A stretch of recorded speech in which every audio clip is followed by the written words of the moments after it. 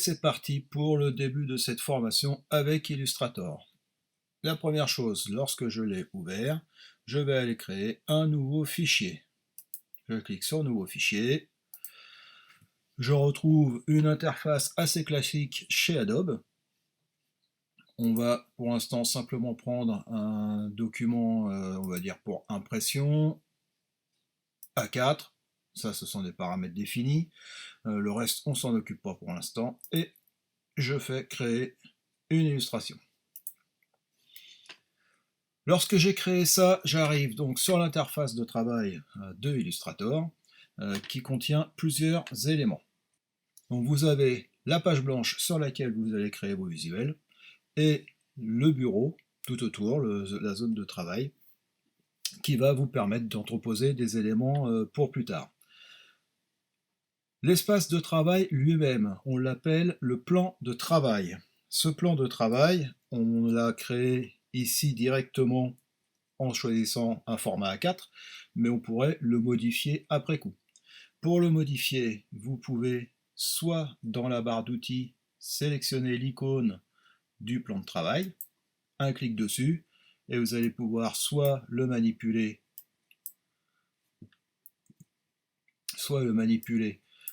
avec les petites poignées qu'on retrouve régulièrement, soit dans la barre de champ qui s'affiche, vous allez pouvoir lui donner des dimensions. Là, on va remettre en largeur 21, 210 parce que je suis en millimètres, et 297 pour la hauteur. Voilà, j'ai repris mon élément de départ. Je peux également, ici, sur la droite, dans la fenêtre Propriétés, modifier mon plan de travail également, qui a ici un paramètre.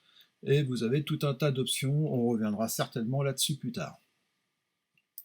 Deuxième chose, pour qu'on travaille tous avec la même interface, il existe plusieurs possibilités sur Illustrator, comme sur tous les logiciels de la suite Adobe, d'organiser vos fenêtres. Une fenêtre, c'est ça, qu'on appelle aussi une palette, d'organiser vos outils, d'organiser tous les éléments qui sont visibles pour mieux travailler.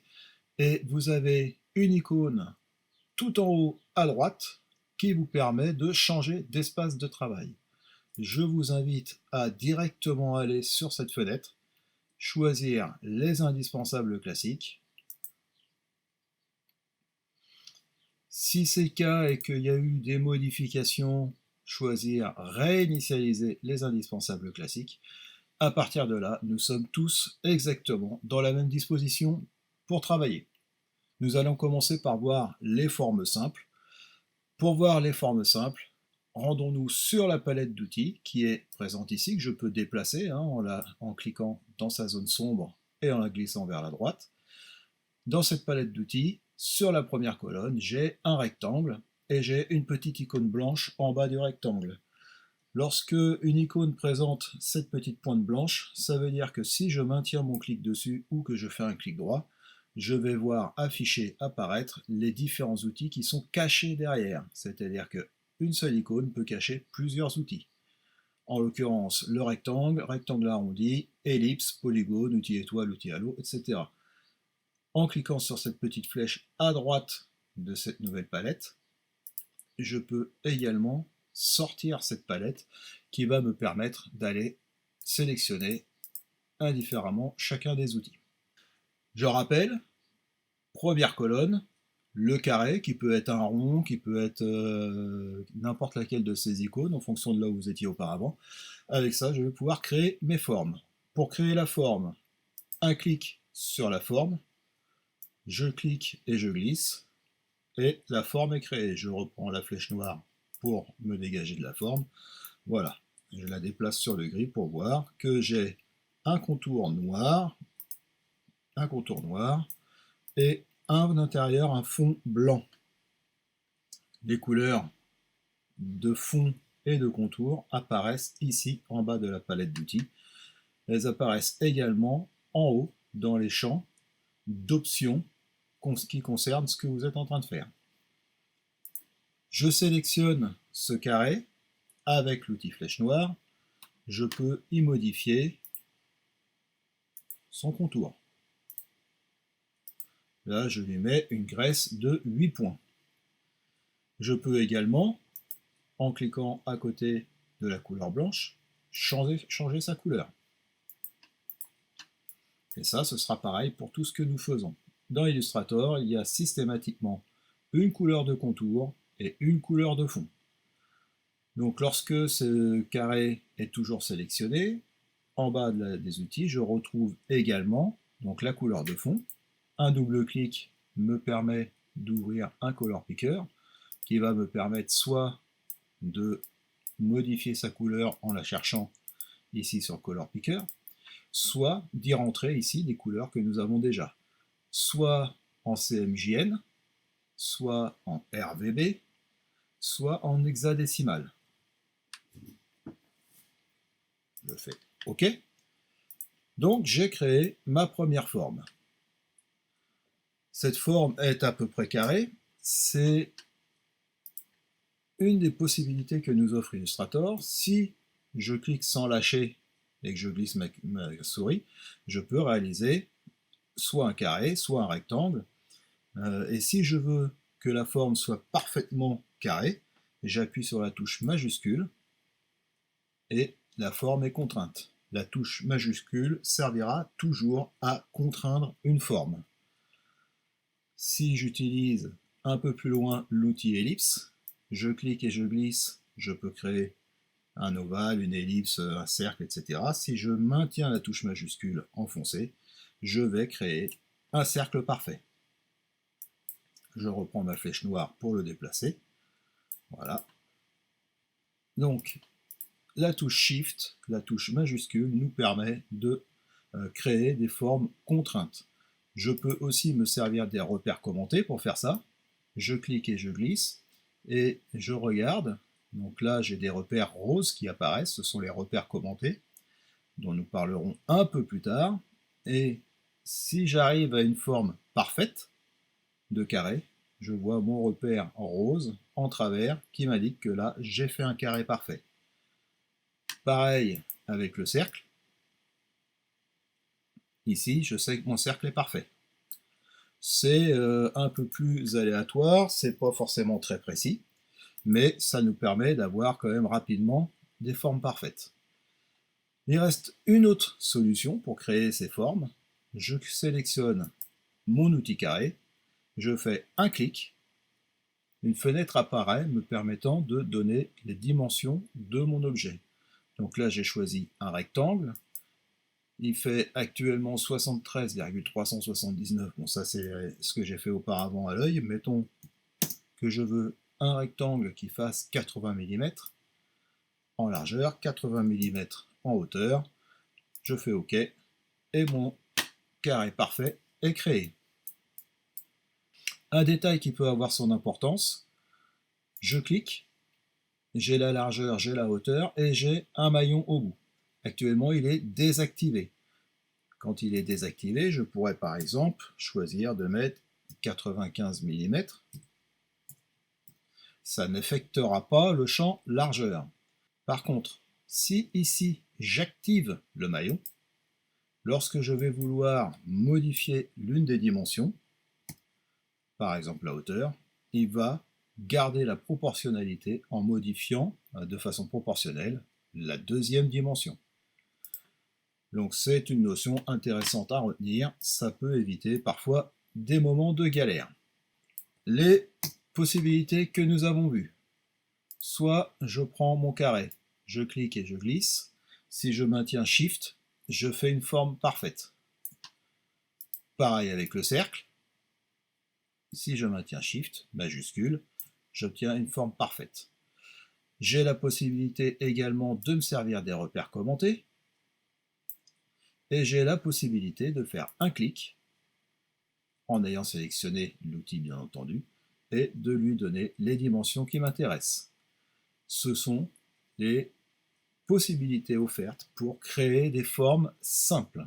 Donc nous avons vu l'utilisation de l'outil rectangle et de l'outil ellipse. Je vais supprimer ça. Donc pour supprimer, je clique et je glisse avec mon curseur, ça sélectionne tout ce qui se trouve dans la zone et j'appuie sur la touche supprimer. Deuxième outil, c'est un outil rectangle arrondi. On voit ici immédiatement que les angles sont arrondis et on peut ici, dans le champ des options, systématiquement en haut de mon plan de travail, j'ai les options de l'outil activé. Je peux modifier ici les radius, les bords arrondis de mon rectangle. On verra un petit peu plus tard qu'aujourd'hui on ne s'en sert quasiment plus, pour de très bonnes raisons, que je vous expliquerai un tout petit peu plus tard. Donc, l'outil rectangle arrondi, hop, je supprime. Ici, j'ai un outil polygone. Mon outil polygone, je clique, je glisse, comme d'habitude, et je me retrouve avec un polygone à 6 côtés. Sauf que je ne veux pas forcément un polygone à 6 côtés. Donc, pour changer mon polygone, j'ai deux possibilités. La première possibilité, je sélectionne mon outil et comme on a vu tout à l'heure, un clic et j'ai une fenêtre qui s'ouvre, me permettant d'afficher le rayon de ma forme, on va dire 80 pareil, et le nombre de côtés que je souhaite voir sur ma forme. Mettons 8, je fais OK, et il va me créer un polygone à 8 côtés. Et il y a une autre façon de faire, c'est de choisir l'outil polygone, de cliquer, glisser sur le plan de travail, donc vous voyez là il a conservé, il me fait encore 8 côtés, et sans lâcher la souris, vous voyez, je peux encore modifier là mon polygone, sans lâcher la souris, je vais utiliser les flèches haut et bas de mon clavier pour ajouter ou retirer des côtés.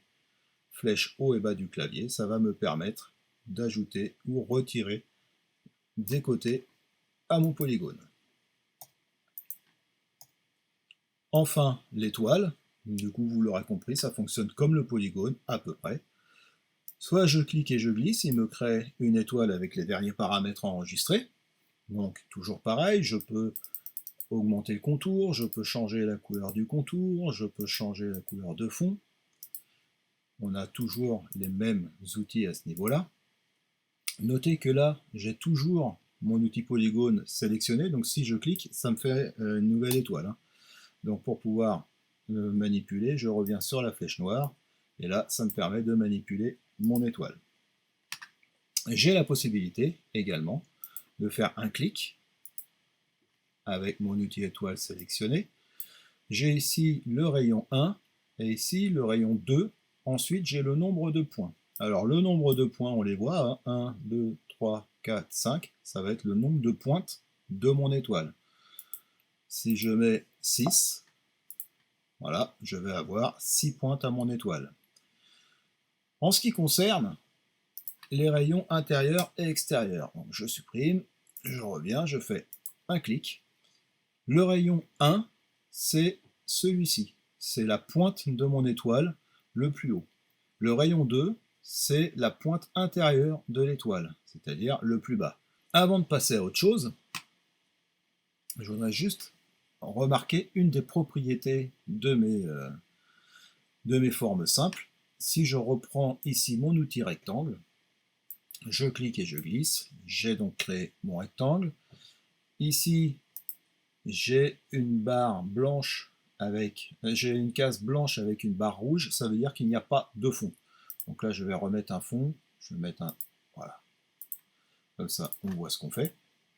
Si je viens sélectionner ma forme avec la flèche noire, j'ai des poignées qui apparaissent. Ces poignées vont me permettre de modifier les dimensions de ma forme de façon visuelle. Vous pourriez le faire également dans la barre d'options en haut en modifiant les dimensions de la forme. Si je prends les poignées des coins, ça va modifier la forme en même temps en hauteur et en largeur, mais ça la déforme. Si je veux agrandir ou réduire ma forme, mais sans la déformer, je maintiens la touche majuscule enfoncée, comme ceci, et ma déformation devient proportionnelle. Donc, des outils sur les milieux des côtés qui permettent d'agrandir soit en hauteur, soit en largeur, agrandir ou rétrécir, des poignées sur les angles qui permettent de modifier à la fois la hauteur et la largeur, et la touche majuscule qui me permet de contraindre cette déformation. J'ai également, je vais grossir un petit peu, j'ai également ici sur les angles des petits cercles. Ces petits cercles vont nous permettre de donner un radius, d'arrondir l'angle de ma forme. Je vous ai dit tout à l'heure qu'on n'utilise plus beaucoup le rectangle arrondi. Eh bien c'est pour cette raison, puisque si je viens avec ma flèche noire sélectionner un point, je vais pouvoir réduire en tirant, agrandir un angle en tirant vers l'intérieur, ou le réduire en le poussant vers l'extérieur jusqu'à l'angle droit. Si je sélectionne ma forme, que je prends directement le point sans cliquer dessus auparavant, je prends tous les points en compte, donc tous les angles en compte. Par contre, si je fais d'abord un clic, mon curseur a changé de forme, je clique à nouveau et je glisse, et là je ne déforme que l'angle que j'ai choisi. Je fais pareil en bas, un clic, mon curseur change, je le rabats à l'intérieur. Si je regarde dans la fenêtre des propriétés, qui est sur la droite, il me marque le rectangle, il me fait apparaître le rectangle, il me met la dimension en largeur, la hauteur, le positionnement sur X, le positionnement sur Y, et j'ai trois petits points ici qui vont me donner également les angles. Comme je n'ai pas déformé tous les angles en même temps, j'ai ici un aperçu du premier angle à 0 mm de rayon. Ici, l'angle en haut à droite qui est à 33,612 et l'angle en haut en bas à gauche qui est à 39,412. Si je veux avoir la même chose des deux côtés, je vais faire ici, donc 33,612. Et là, je me retrouve avec des angles exactement pareils. J'ai également la possibilité de modifier la forme de mon angle. Ici, mon angle est un angle arrondi, tout simplement. Si je clique sur la petite icône à côté, je peux créer un angle incurvé vers l'intérieur, ou je peux créer un angle en biseau. Donc je vais faire pareil ici. Je vais choisir l'angle arrondi, et vous voyez que vous allez pouvoir modifier vos angles. Et à partir d'une forme simple, vous allez déjà pouvoir commencer à travailler des formes un petit peu plus complexes, simplement en jouant avec ces notions-là. Une petite remarque, si je fais un cercle, que je prends ma flèche noire, j'ai également ici le petit cercle. Mais au lieu qu'il soit à l'intérieur, comme pour mes angles, un cercle n'ayant pas d'angle, je l'ai à l'extérieur. L'icône, lorsque j'approche, le curseur change. Il m'indique que je peux faire un Pac-Man, ce qui n'est pas l'utilité première, mais ça marche quand même super bien pour faire ça. Donc ça va vous permettre de gérer l'ouverture de votre camembert, de votre angle, mais soyons clairs, vous n'avez pas forcément le réglage le plus intéressant, ce n'est pas la façon la plus précise de réaliser un camembert. Ceci dit, voilà, on peut quand même commencer à modifier les formes avec ceci. Si je prends le polygone, c'est un tout petit peu différent. Je reprends ma flèche noire. En sélectionnant ma flèche noire, il me donne un petit cercle intérieur qui va me permettre de changer tous les angles à la fois. Par contre, je n'en ai pas à chaque angle, j'en ai qu'un seul. Je vais le ramener ici à 0. Pour modifier un angle par un angle, je vais devoir passer par la flèche blanche qui est à côté. Et nous verrons un peu plus tard à quoi sert la flèche blanche. Et avec ma flèche blanche, là par contre, je peux venir recommencer, cliquer sur un angle, puis le glisser, ou cliquer directement et glisser directement, sans sélection préalable, et là je modifie tous mes angles à la fois.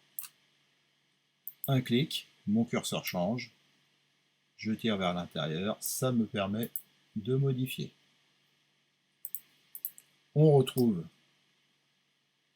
ces poignées d'angle sur l'étoile. Sur l'étoile, vous n'en avez aucun disponible avec la flèche noire. Par contre, en utilisant la flèche blanche, vous allez pouvoir agir sur tous les angles. À la fois, toujours pareil, hein, simplement cliquer et glisser et tous les angles changent, ou sur un seul angle, en faisant d'abord un clic et en glissant. Donc dans le cas de notre exercice ici, le chronomètre, j'ai ici un cercle et j'ai au-dessus une petite forme, un rectangle arrondi. Donc pour le faire, je sélectionne mon outil ellipse, je fais un cercle parfait. Ensuite, je vais prendre mon outil rectangle pour réaliser le bouton.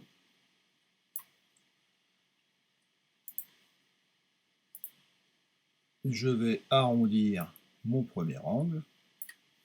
Je regarde ici dans les options. Donc, je vais mettre un angle de 8 mm en haut à gauche. Et puis, je vais faire pareil en haut à droite. Voilà. Je positionne ma forme. Voilà, on est à peu près comme ça. Je sélectionne les deux et j'enlève le contour. Donc, pour enlever le contour, je sélectionne le contour et je viens cocher la toute première case blanche rayée de rouge. Voilà. Ça me permet de mieux voir où j'en suis. Je pense que là, je suis pas mal. Et pour l'instant, j'en reste là.